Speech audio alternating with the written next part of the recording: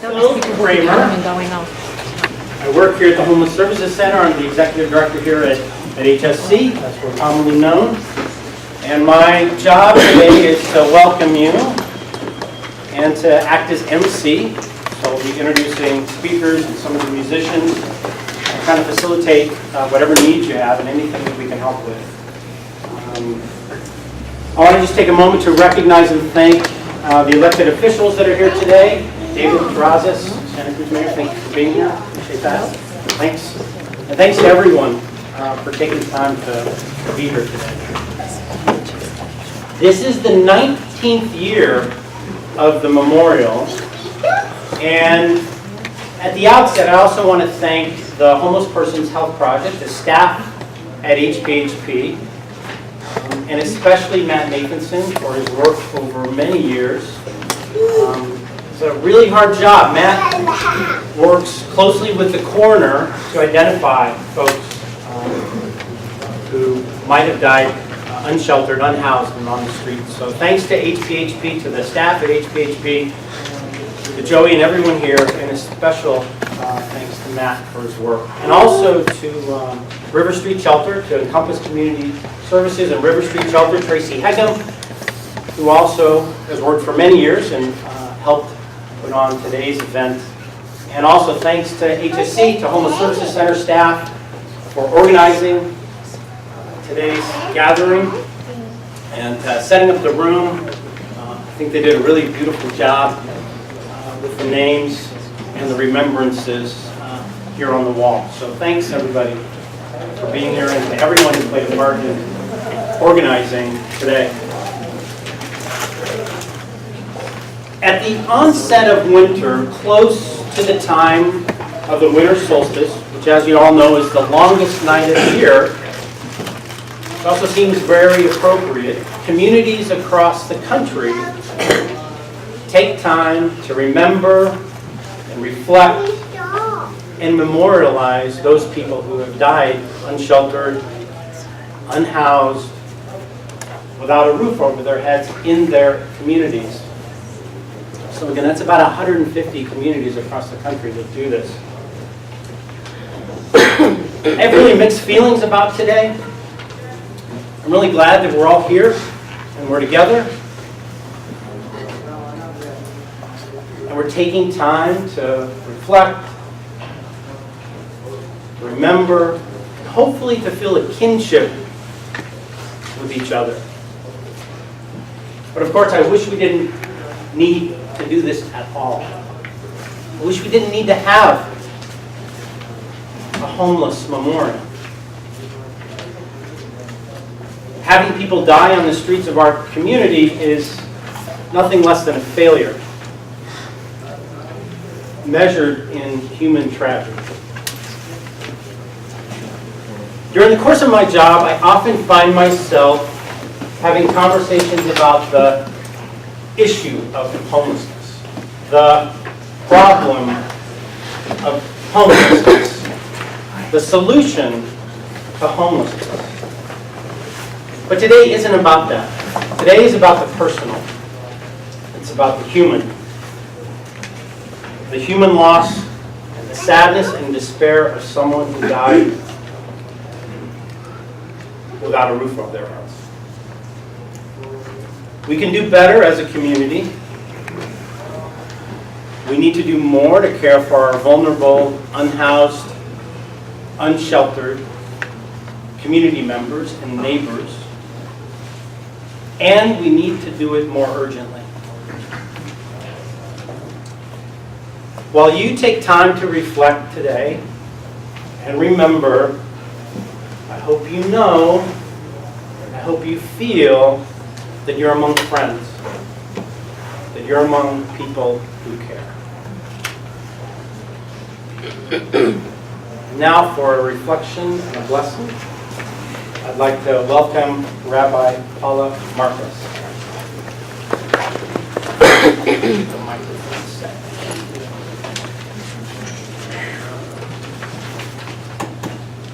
Hi everybody, can you hear me?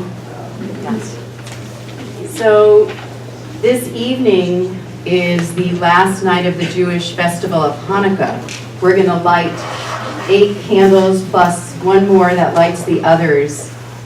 And this holiday is a story in which the people, the Jewish people, the Israelites, are afraid and oppressed. But in the face of this oppression, they still find the courage to rise up and demand freedom and justice.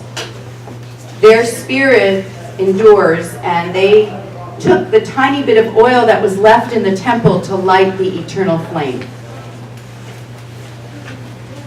We know that during this year, this community, our community, has seen even more tragedy than before, even more lives lost, people who've died while living without a home.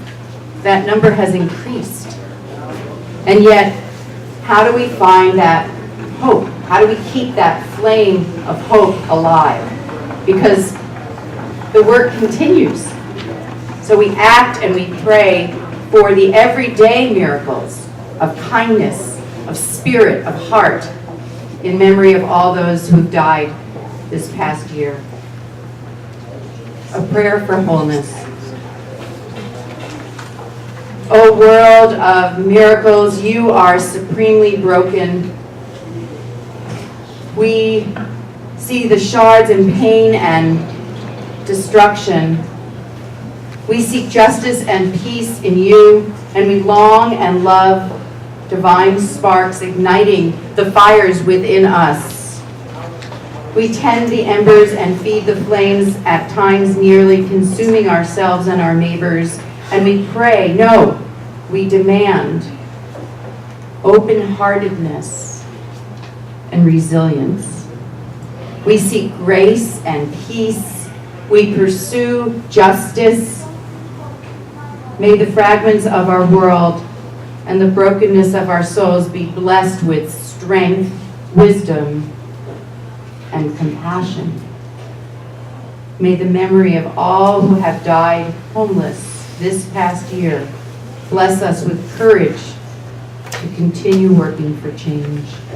And we say together, Amen.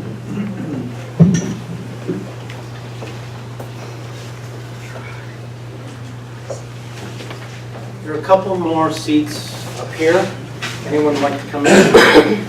There's 3 seats right here and 1 over here, just to be more comfortable. Come on in. Come on in, please.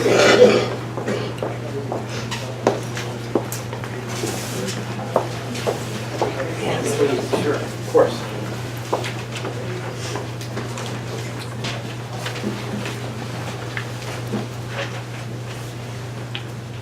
So now it's time to invite Matt Nathanson up here from the Homeless Person Health Project to provide us with a report on the people who have died this year. Thanks.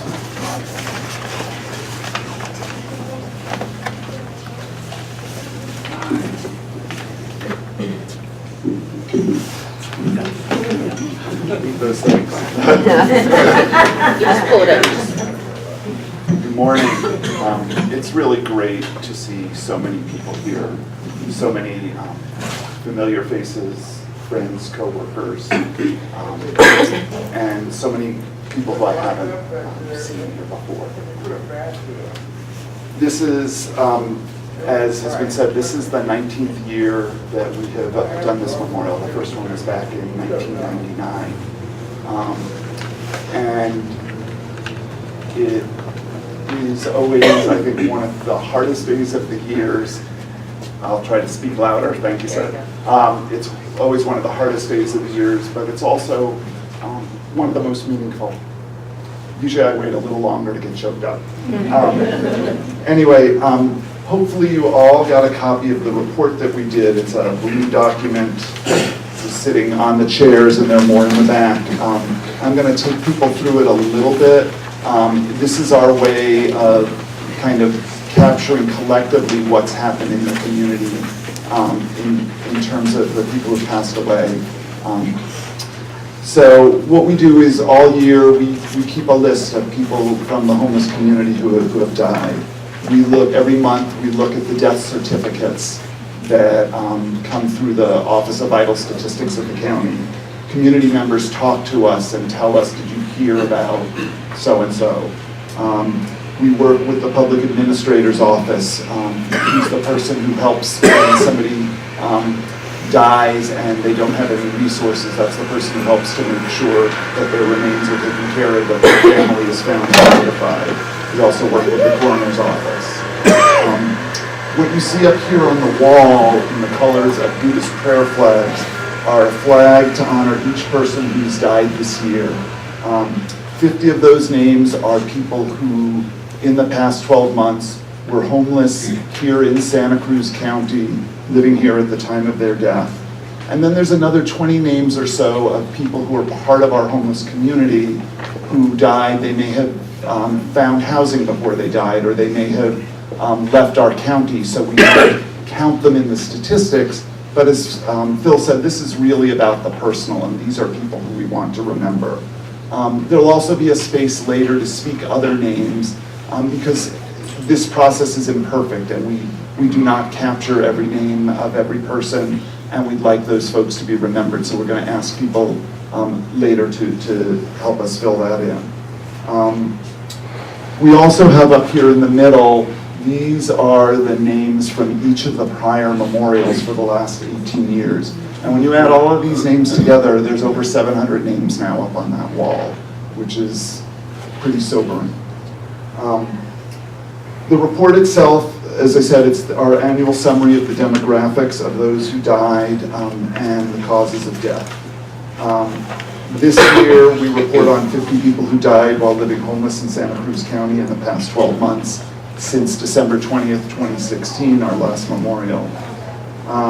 This question always comes up because there's 70 names here, there's 50 in the report, and I just remind people that there's another 20 or so who were part of our community but technically weren't homeless living in our county at the time of their death. I also just want to note that sadly there are a couple of people who have passed away in the past week where the death is still being investigated or where authorities are still trying to reach the family members. And so we have not listed those people's names or included them in the report out of respect for the family. But so it is possible, unfortunately, that this number will grow from 50 to 51 or 52.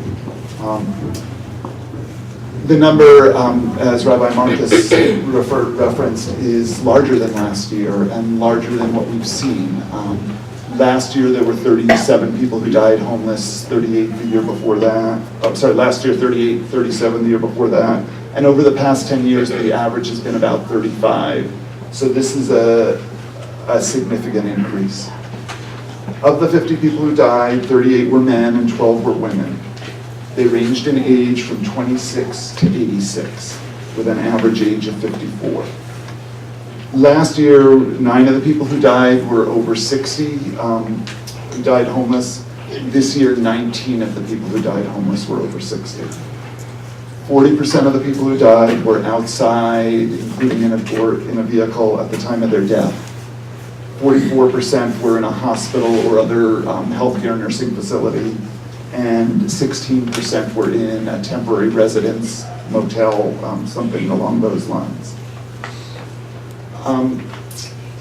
These numbers are not collected the same everywhere, but this year, Santa Clara County, our neighbor to the north, their coroner's office actually did a retrospective study, looked back over 6 years, so from 2011 to 2016, at homeless deaths in their county. And while they use some different categories and their methods are a little different, I still found it instructive, and I wanted to just share a little bit about just some comparisons. So Santa Clara County is 7 times as big as we are, roughly. They have 1.8 million people in their county. And their homeless population is about 3.25 times as big. They, on their last homeless census, they counted about 7,400 people, and the point in time count, we counted about 2,250. Over the past 6 years, they counted 476 people who died while homeless, about 80 people a year, and they saw a pretty steady increase over the years, from 50 people in 2011 to 132 people in 2016, the last year that they counted for. The gender breakdown was similar. Again, it was mostly men, 83% there. Their average age of death, as best, they counted those numbers different, but it looked like it was about 54.8, so kind of close to the 54 that we're seeing here. 51% of the people there died outside or in a vehicle, 35% in a medical facility. So I think some real similarities there. It just, for me, I just am curious what's going on around the country. In terms of what the causes of death, this is always a hard one to categorize because like so many things in life, there are many causes, there are many factors that lead into something. In the report, we simplified it to put the sort of primary cause of death. And looking at that, in 28% of the cases, the primary cause of death was acute intoxication or overdose. So that includes street drugs, alcohol, prescription drugs, or a mix thereof. Another 12% of the people, the primary cause was essentially the effects of chronic substance use. In addition, probably another 34% of the people who died, at least, drugs or alcohol played a role in their death, as a significant role. And those numbers are pretty similar in Santa Clara County, just again for comparison. Their overdose percentage or acute intoxication was 26% to our 28%. They measured 25% as being related to chronic substance use.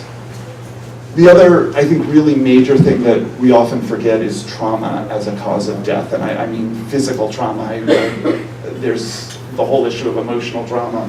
But 14% of the people who died in our county died of trauma, and that included things like being struck by a vehicle, drowning, burns, falls, suicide.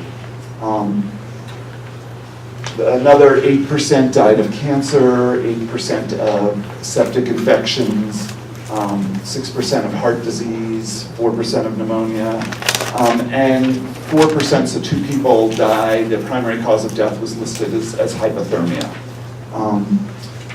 Compared that again in Santa Clara County, where in 2016, that number was about 2.25%. It was 3 people, but over a larger group.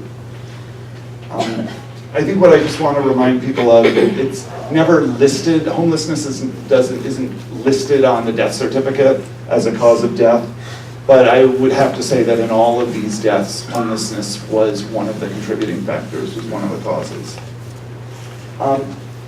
The last thing I just want to share with people is, again, to reflect on the people who died, who are our neighbors, who are our friends.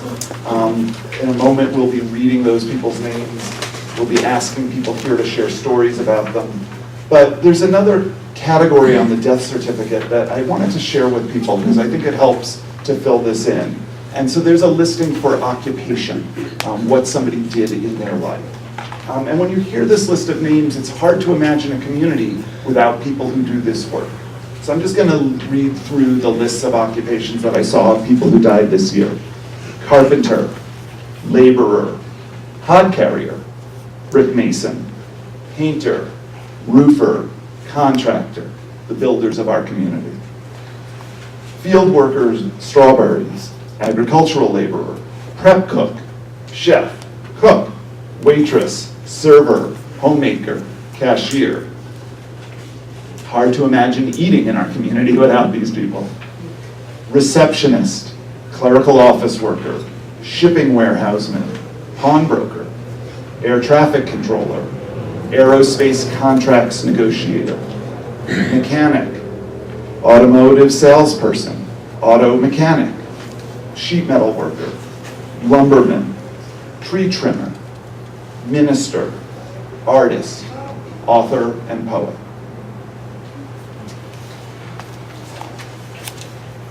It's just such a broad range of talent that we've lost, of heart that we've lost.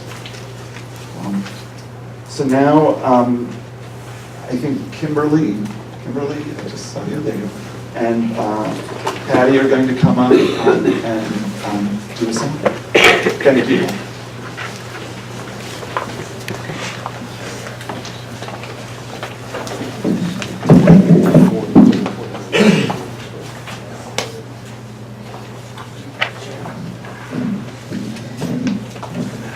Hi, my name is Kimberly Ferm, and I'm with Pajaro Valley Shelter Services, and I'm here with you today because we're honoring the people in our community who are our people. And thank you, Patti, for being with us today. My blessing. Yeah. Maybe a little quick check, make sure everything's cool. You talk about stepping out of comfort zones. I've never done this before.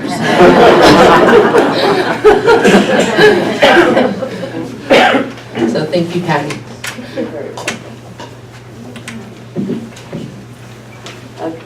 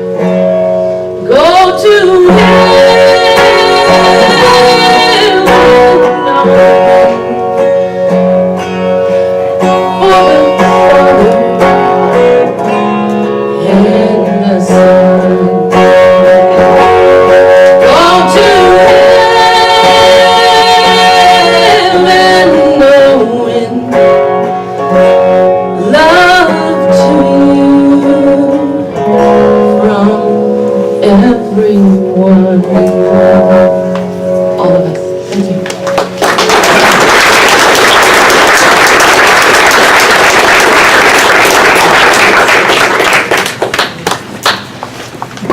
Thank you.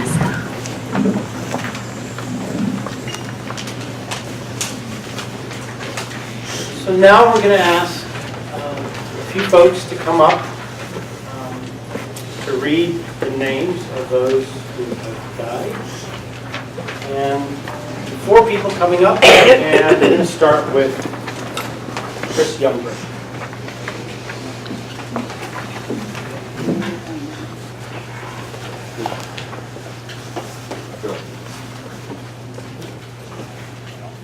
Get all 4? Okay, sorry. Thanks, Matt. Could all 4, so Jared, J-Bear, Brent, you're right here, and Steve. Come on. Thanks.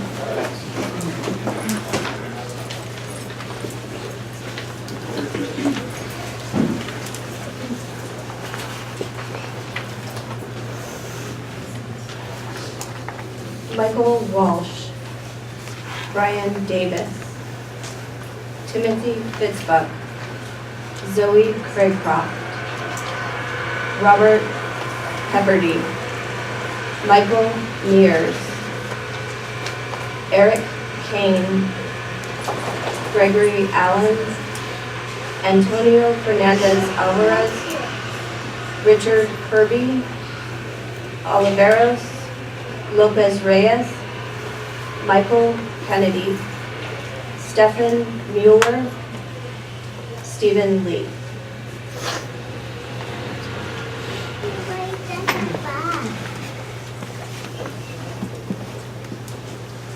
Jose Juan Reyna Ronhel, Wesley Waits, Don Blake, Michael Andrews, Graham Sinclair, Anthony Maroda, Francisco Del Valle, Bert Thomas, Lillian Gill, Edward Schwentowski, Robert Crope, Alicia Lopez, Jaime Medrano, Christy Reed, Jaime Espinoza, Mark Cooper, Paul Urco, Judy Malone.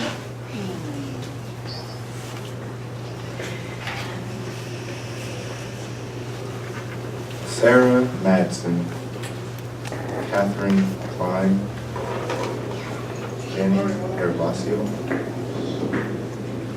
Leonard Moore Fair, Daniel Rapopolo, Brent Chapman,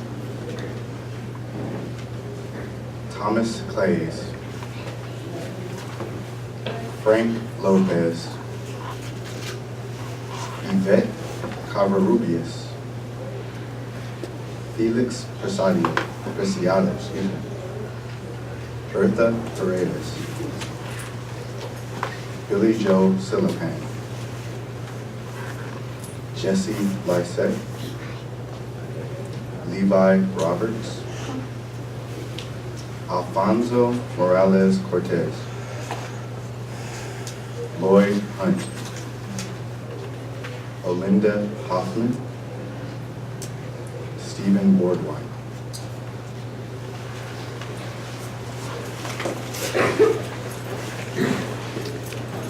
Joaquin Villa, Napoleon Hernandez, Victor Yades, Luis Mejia Velasquez, Prince Matthew Thomas, John Jacobs, Robert McKillop, Robert Sanzeri, David Matute Echeverria, Gregory Mercado, Willie Thompson, Clyde Jones, Wayne Huntsman, Alex Vestner, Dennis Thompson, David Andrew Owenson, Roy Lawton, Tina Placorning, Samuel Marroquin, Nicholas Desert, and Michelle Wilson.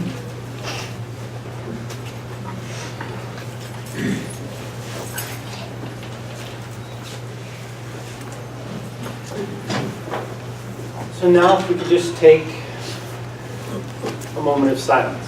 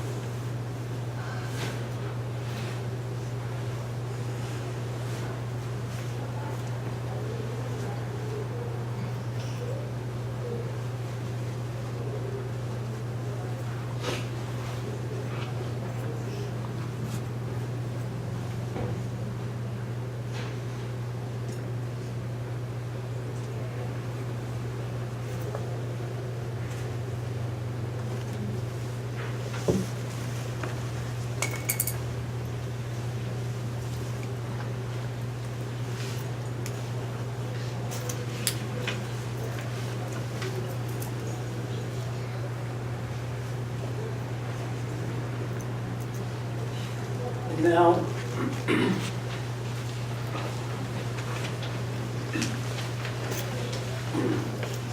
I'd like to invite up anyone who would like to say something, share a memory, share a story, share a poem, whatever you'd like to say. Please, feel free to come up.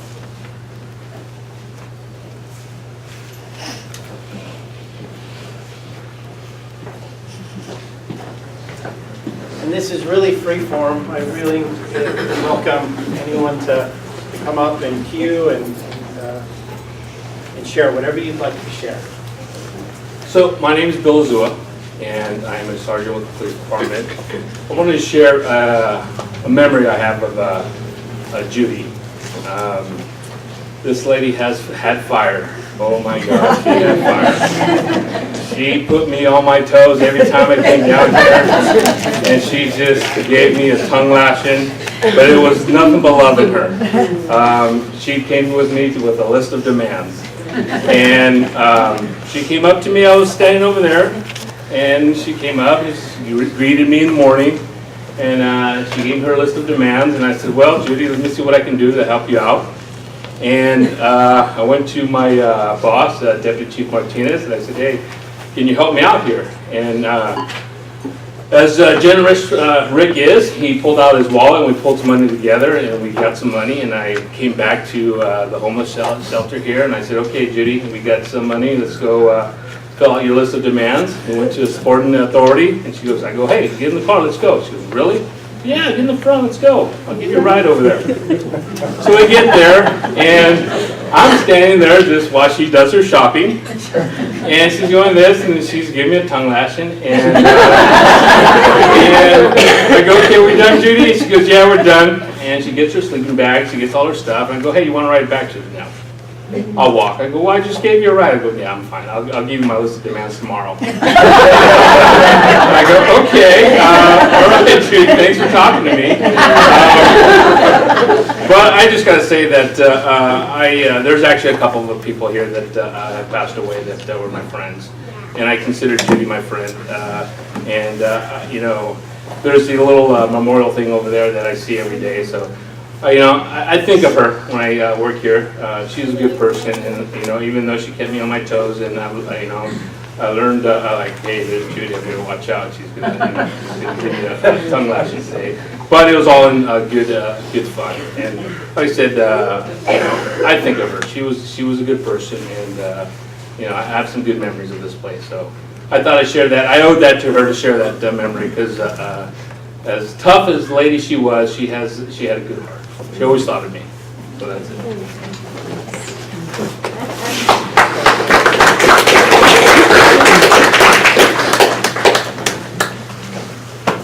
I'm not super good at this, but I wanted to say something about Mike Mears, because he was one special guy. Okay. So Mike Mears, one special guy, most interesting fashion style I have ever seen. And the story I have is I would often in the past walk at lunch, and I go downtown, and one day I was walking fast, and I heard my name, Andy. I'm like, okay. I look around, it was right as you're turning the corner on Pacific after San Lorenzo, whatever it's called. And I'm looking around, and I'm looking around, and I'm looking around. I don't see anybody, so I start to walk again. Andy. And I finally found him. He was sitting on the ground behind a bush, hiding out, but wanted to say hi. And that was a special moment. Happened many years ago now. It was a good day.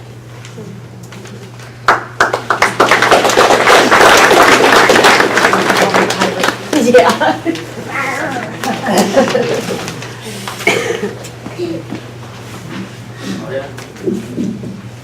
I recently found a poem that made me think of the homeless memorial.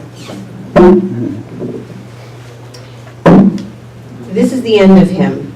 Here he lies, the dust in his throat, the worm in his eyes, the mold in his mouth, the turf on his breast.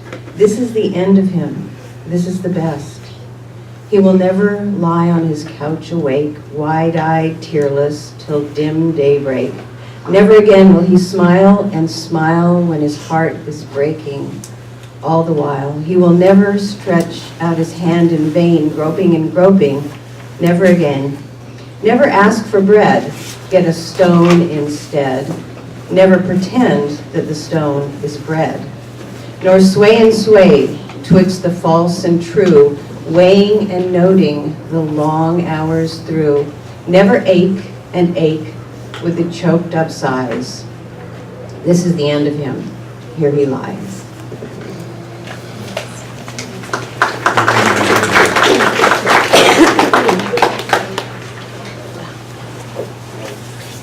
My name is Richard Martinez, and I'm here for Jenny Gavazio.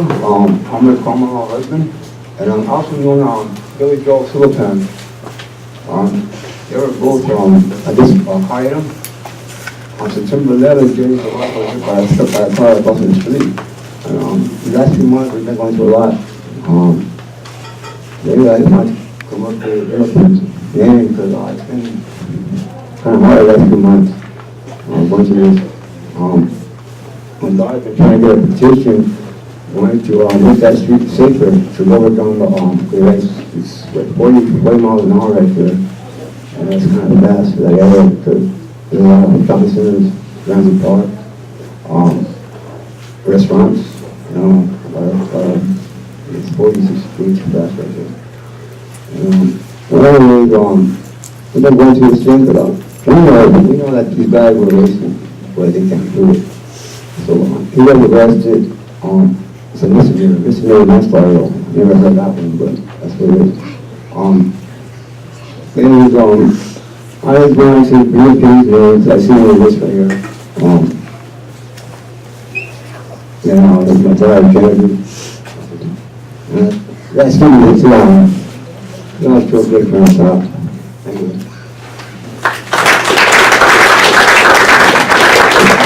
My name is Genevieve. I'm Jenny Jabalski's daughter, and I wanted to be here. I seen her name there, and being in this community and having to kneel up here. And one thing that I could say that I think I feel like it bothered me just as her having that label, you know, homeless person. I don't know if that's the right word to be using, but I just feel like because of that, because of what she was going through at that moment in time, the way she was treated and disrespected, laying out there for 6 hours for coroner's office to come and pick her up. I honestly feel that was because of how she was out there, and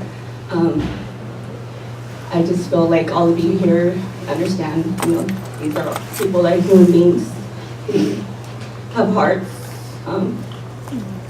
and we love and care for them no matter what they're going through at that time.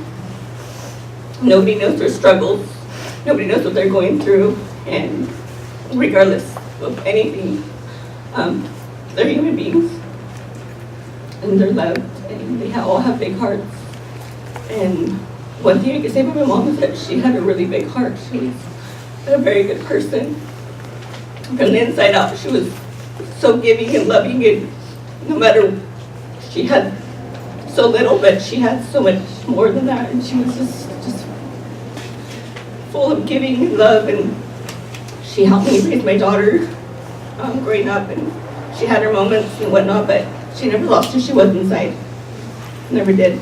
She was an awesome mom and grandma, and we love and miss her very much. Thank you guys.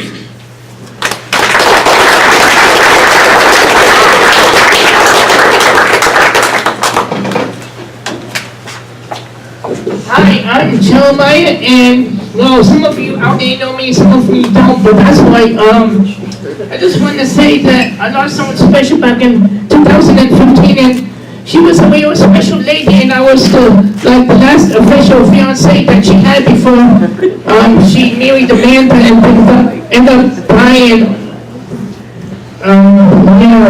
It makes me sad because I didn't even know about it until one day I called Amanda up and I said, how's my ex-girlfriend Patti doing? And she said, oh, I can't tell you off the phone, meet me in person. So I met her in person on the streets of Washington, and then that's when she told me that her wife Patti died, and it was a shock to me because me and Patti been together for a whole year and a half before, you know, she broke up with me and decided to marry Amanda instead.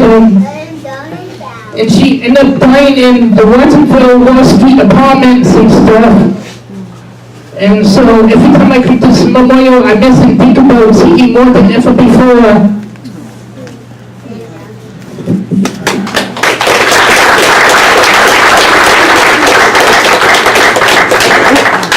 My name is Doug, and I've been off and on homeless in Santa Cruz for probably about 2.5, 3 years now.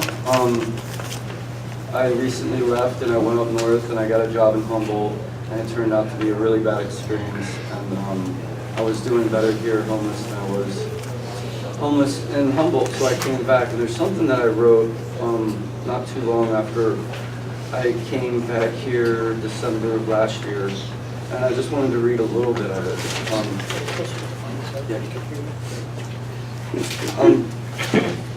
I arrived in Santa Cruz around the 1st of December 2017 with very little money or clothing and no one to turn to. I'd just been let down, feeling depressed. I had a hard time keeping my head up. I was hoping to make better friends and better myself with an education. I had just finished up a very strenuous job. I worked for 3 weeks straight, and I could hear 20 years of work-related abuse telling me that my body's going to wear out long before I can afford to buy a house, like the carpenters and other skilled laborers a generation before me. My wages are basically the same they were 20 years ago. The problem, the solution, neither here nor there. As far as I'm concerned at this point, I'm more worried about staying dry. I figured I would be okay to sleep in my vehicle, but seeing all these signs saying no parking at night definitely changes my mind. After I wrote this, I got a job at the Homeless Garden Project, and I did very well. I put together a resume that covered my work experience that I wouldn't have been able to do by myself. And now I'm back because there's help here, and there's not help very many places.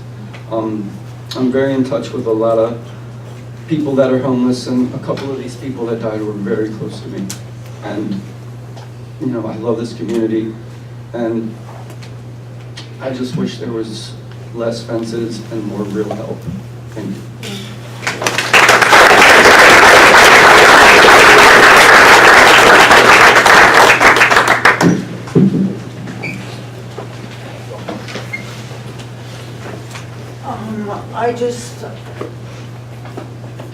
I just want to remember Brent Mooney because he lived at my house, you know, and I tried to help him. I really tried to help him, but he couldn't be saved, and he died in jail. And I just wanted to remember that he was a good person. Thank you.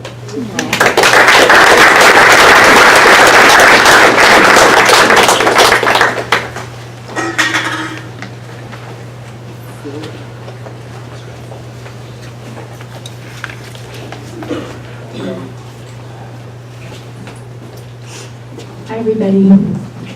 I'd like to remember Jesse Lysette. He worked at Homeless Garden Project for a very short time, less than a month. And really blue eyes, really beautiful smile. When he smiled, his eyes lit up and super contagious smile.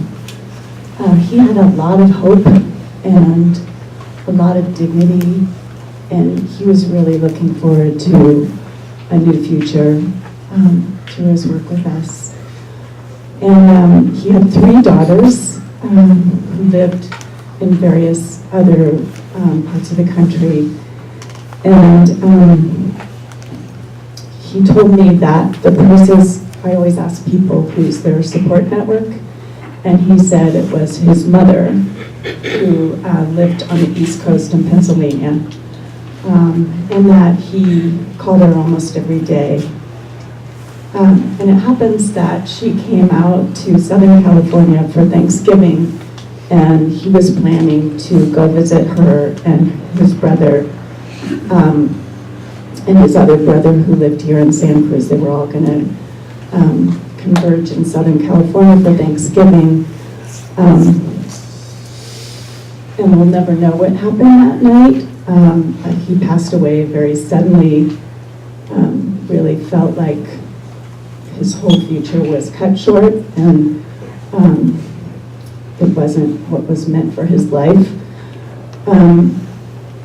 We had a memorial for him out at the farm, and I was lucky to meet his mother and one of his daughters who came from Tucson. She was about 8. They had left Tucson at 3 in the morning and arrived at the memorial right at sunset at the farm. It was really touching to me that she had gone to such great lengths with her mom to remember her dad. And his mom came to the workshop the day that we learned that he had died because she wanted to buy the wreath that he had made. And he had sent her a picture of the first wreath he had made. And I think that's just such a great testament to the hope that he was feeling, and not only just, like this kind of general sense of hope, but, the willingness to take the tiny steps, to go step by step, and to start where he was, and to look for housing, and to look for work, and to be earning minimum wage at Homeless Garden Project, but hoping to find a living wage job as when he left. Feel really lucky to know him. He was really, really sweet person. Brought a lot of joy and inspiration to all of us at the project. Thank you.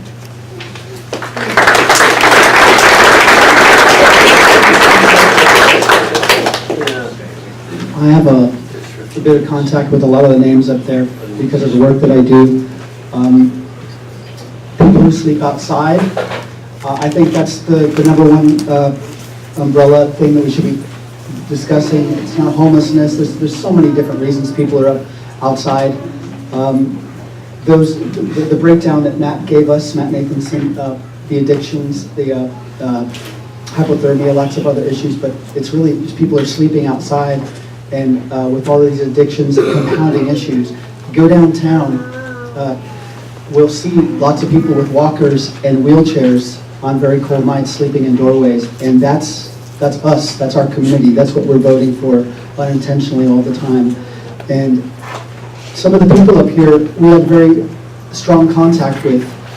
They're outside because they're extremely dirty. We can't bring them to our homes. They're not even welcome sometimes in shelters. They're the most medically vulnerable people, and we leave them outside. So I encourage our community to find a way to make them our highest priority, not the lowest priority. They're dying because of the way we've got everything structured, and I'm not trying to be critical, but many of us are trapped in redundant bureaucracies and millions of dollars, very few of it, the pennies reach the street where people are. And I just encourage us to really take this moment to double down on our commitment to some of these people, remembering some of these people. We know who they are, we knew the challenges, and it's heartbreaking. Cheers.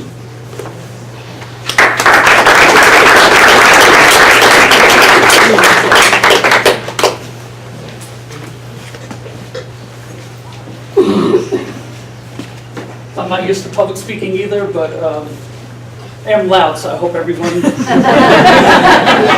So my name is David, probably one of the few, if one of the only people who's worked in all three programs on this campus, so I have pretty much an ear to the ground, and unfortunately get to see and hear about a lot of the folks that passed during the year. But as I was looking over the list, I see a name on there that I just couldn't believe it passed away. It was Gregory Mikado. And when I was working more often at the shelter, River Street Shelter, Greg was a resident there, and I'd see him every day, and we'd speak and help him order his vitamins through the mail, and he was always reading some thick philosophical book. And one day I was speaking with him, and it turns out he was a veteran. So we talked to him about different services that were available to him, housing-wise and so on, and we had a bunch of people at the shelter who were working with Greg on his DD-214 to find out his veteran status and so on. And then one day, it's just a real, now just a shaking my head moment. Turns out Greg wasn't a vet. And you just had to laugh because, you always see this guy with missing front teeth and just smiling and just always seemed so clear on everything, and also it's just a really great memory that I have about him. I just wanted to share that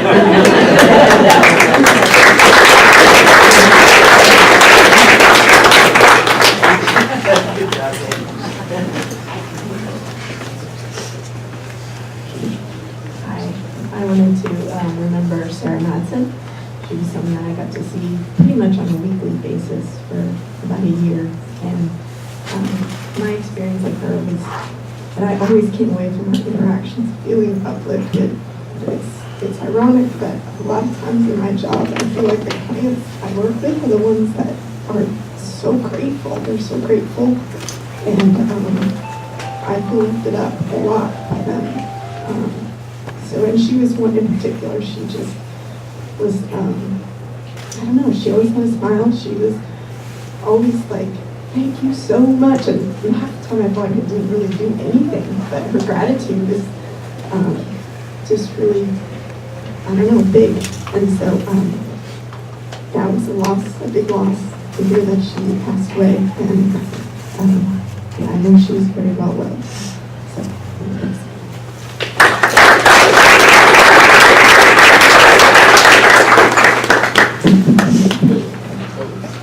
Hello, my name is Marcus Covedo.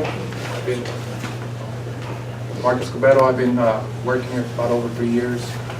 And I just want to share something about Judy. You know, we all know Judy for her craziness at times. You know, she would be like, but I just want to share something. Something that I remember a lot of. I have a lot of memories about Judy. But there was one time, at one point in time, my son was working here, right? And he, you know, my son has a big heart and wanted to help out everybody. And one day he was helping Judy, and she had coffee. She spilled it on herself, right? So she got mad and she went off the hook. So when she was seeing me, right, and me and Judy had a good rapport, we had a good communication, we were good. You know, I was able to control, you know, calm Judy down at times, but this time she was upset. She came up to my car as I'm leaving in her wheelchair, yelling, "You need to do this, this, and that." I looked at her like, "Judy, all right, whatever you say." So I think that she's seen that my reaction was kind of like, "Really, Judy," you know, and so she was just going off the handle about my son, right? And I know my son had good intentions, you know. She brought it to safety. It wasn't, he was just trying to assist her. So, like maybe a week later, you know, I seen her. I was just kind of quiet, and then she comes and she came and said, "Hey, Mark, I apologize. You know, I'm sorry about the things I said about your son. I was having a bad day. It wasn't his fault." So the acknowledgement, right? I mean, Judy had a really big heart, you know, and it was just real unexpected of her passing because I had seen her the night before. You know, I know that she assisted some of my coworkers in the kitchen, you know, and you know, was real cheerful to my understandings, and just to hear of her unexpected pass was just, you know, just like any of these, right? But I just wanted to share that memory, right? It's the campus is surely not the same. You know, she is truly missed because her presence was bigger, you know, I think through all of us. And I just wanted to share that about Judy, just how, you know, she had a really big heart. And it was just, you know, when she came and apologized, you know, I didn't take it personal, but it was just like, all right, Judy, you know, thank you. But I just wanted to share that memory about Judy. So, thank you.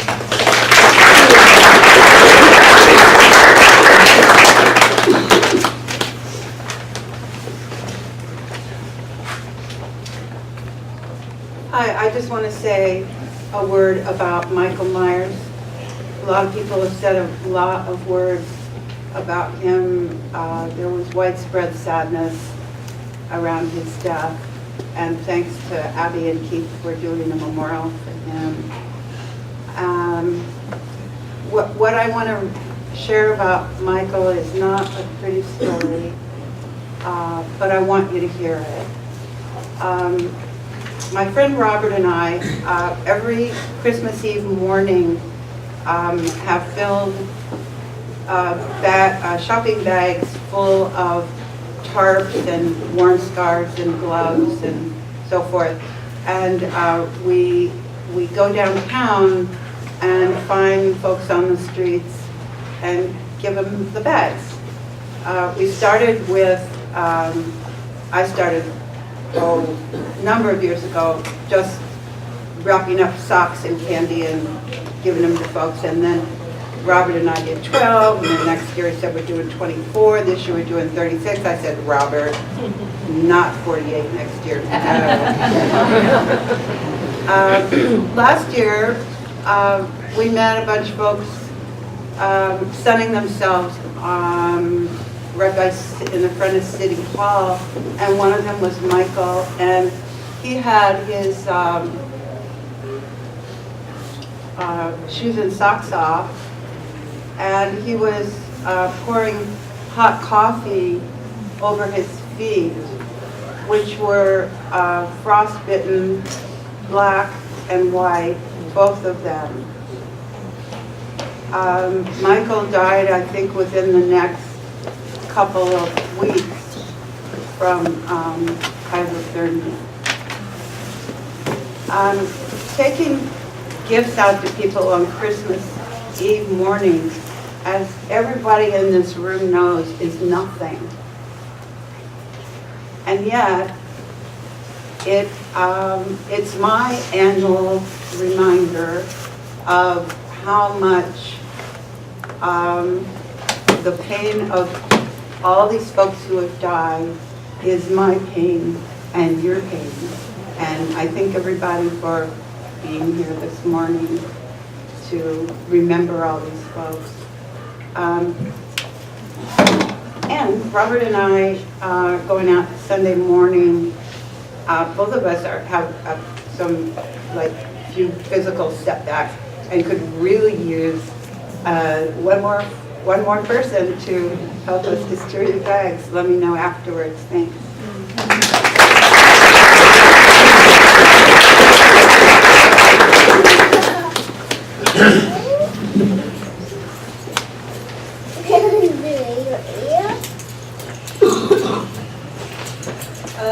Good morning. My name is Leanna. I'm a case manager for supportive services for veterans and their families, but I started working out as a direct services coordinator here at the RCC. It was there that I met Robert Kropp. We knew him as Butch. He was living outside for a real long time, very autonomous, very independent, quite a character, very feisty. He knew what he wanted, and the problem was that we just couldn't get it with his health and everything that he was coming across. But as a case manager, he was my first client when I started to come on, and so he was a pretty special case for me.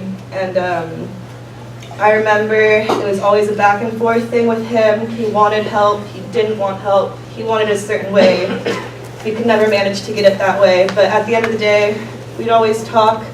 He liked to talk about books. We read some of the same ones, so he just wanted to work on his truck and read his books and camp out, and because of his health, he couldn't really do that, and at the end, he was in a skilled nursing facility, and I wish we could have gotten him into housing, but it didn't work out that way, so here's to Butch.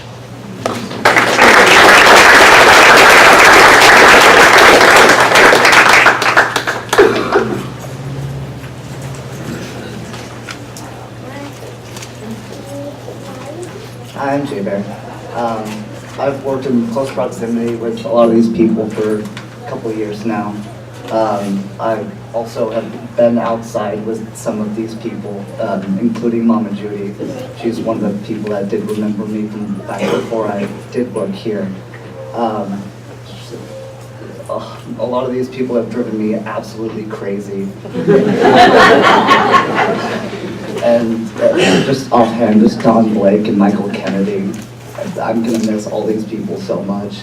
I've done a very good job avoiding these homeless memorials for the past couple of years, because I've worked overnight shifts, but they asked me to leave names at this one, so hopefully I don't have to come to the next one, but I'm probably gonna force myself to anyway, because it's been really nice. Thank you.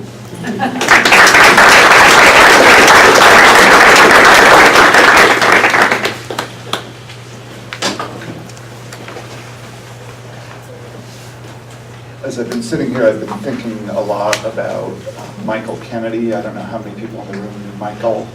I've been in our community many years. And I got to follow Michael around through many sort of different incarnations. Michael when he was housed, Michael when he was in the hospital, Michael when he was in jail, Michael when he was in the nursing home. I remember Michael actually here at one of these memorials a couple of years ago, almost starting to have a seizure and wondering, are we going to have to stop the memorial? Michael made it through. But what I was reminded is the thing that really moved Michael's soul. Michael, one of his challenges was he had, I think, over his life sustained a number of head injuries, and that made him impulsive, and that made him at times explosive, and at times I think scary for people. But the thing that always soothed him was music, and I remember more than one occasion he had a blue backpack that he kept a couple of flutes in and a harmonica, and you know, if he was going to the hospital, if he was going to jail, like that was the thing he wanted to make sure didn't get lost.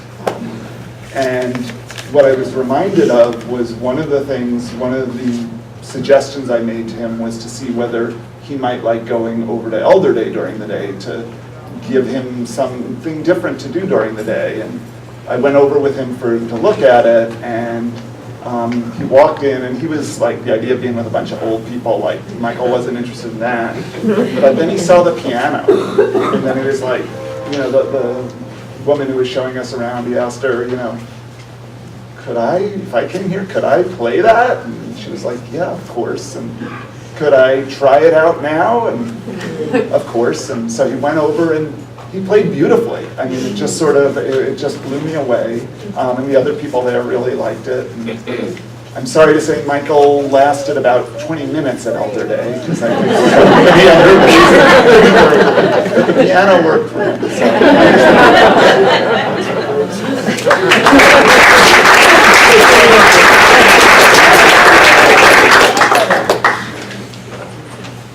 Would anyone else like to come up? Come on up.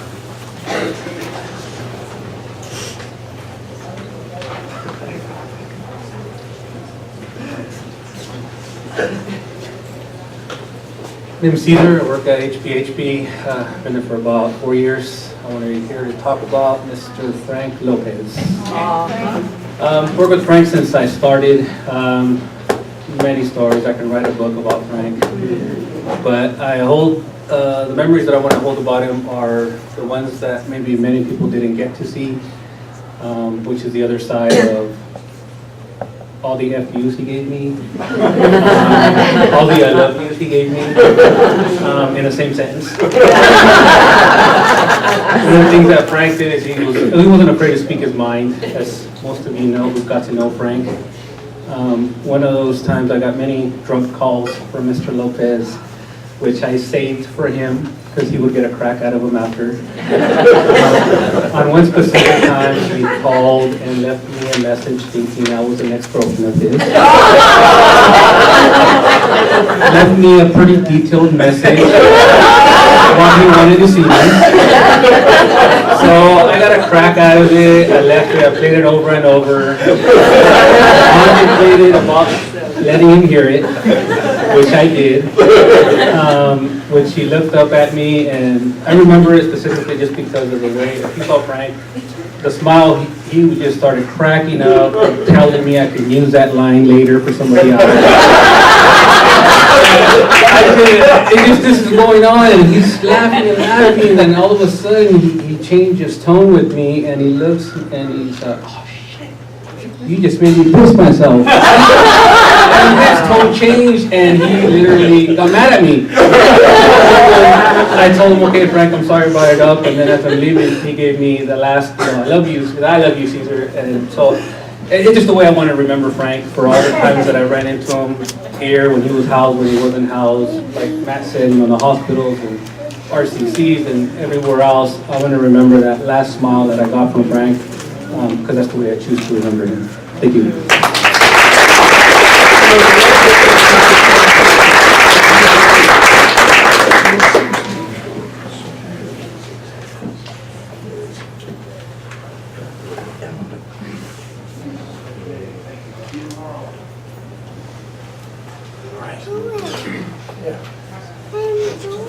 Anyone else? Tatiana.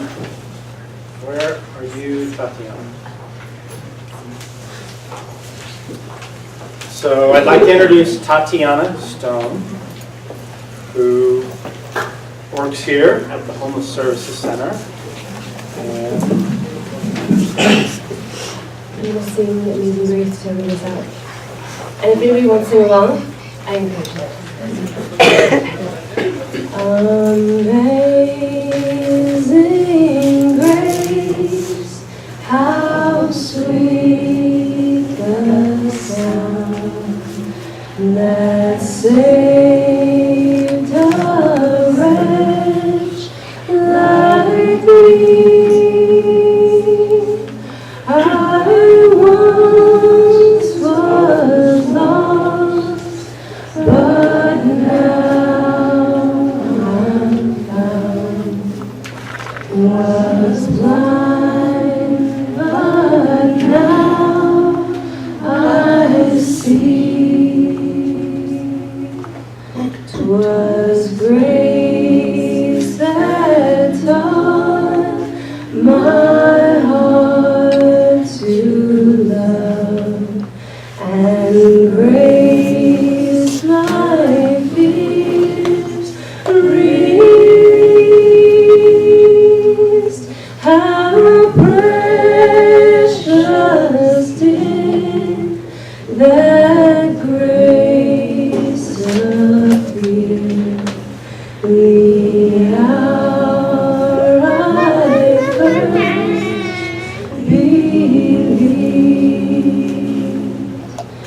Through many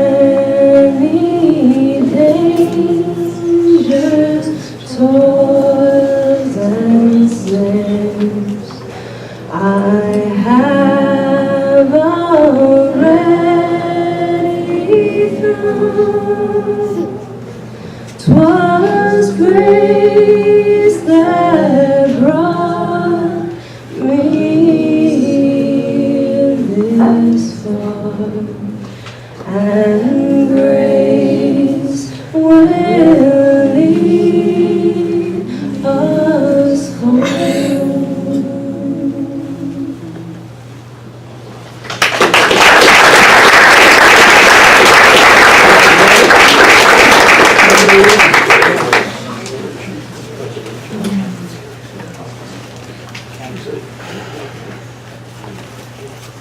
So, just a few last things. Thank you all again for being here.